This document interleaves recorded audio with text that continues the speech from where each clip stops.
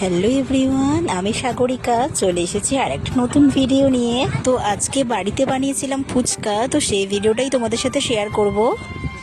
তো তোমরা পুরো ভিডিওটা দেখতে থাকো স্কিপ না করে, আশা করি খুব ভালো লাগবে। তো ফুচকাটা তো আমি আগেই ভেজে রেখেছিলাম, তো এখন আলুটা মাখছে, সেই ভিডিওটাই তোমাদের সাথে শেয়ার করছি। তো আলু মাখছি, এখানটায় আমি একে একে শসা কুচি, পেঁয়াজ কুচি, লঙ্কা কুচি দিচ্ছি। তো প্রথমেই আমার হচ্ছে মানে কি বলবো, একটা দুর্ঘটনা ঘটে গেছে। আমি ছোলা নিয়ে এসেছিলাম, ছোলাটা আমার হাত থেকে পড়ে গেছে, তাই জন্য মন খারাপ। আজকে ছোলা ছাড়াই বানাতে হবে। এবার নুন দিয়ে একটু ভালোভাবে মেখে নেব। এবার ভাজা মশলাগুলো দিয়ে দিচ্ছি।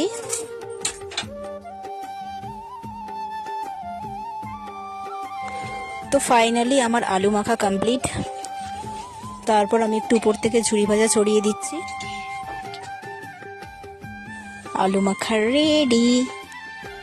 এবার আমি তেঁতুল জলটা বানাবো।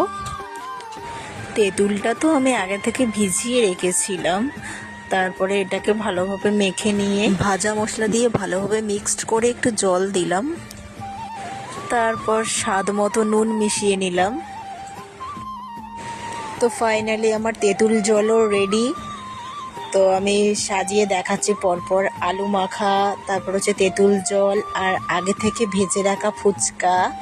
তো এবার আমি একটা টেস্ট করে দেখাবো যে কেমন খেতে হয়েছে, দেখতে থাকো।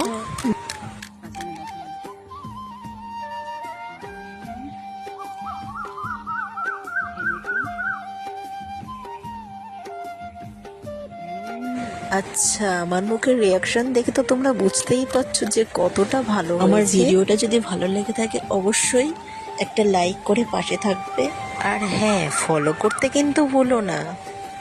কি করছো তোমরা, তাড়াতাড়ি ফলো করে দাও।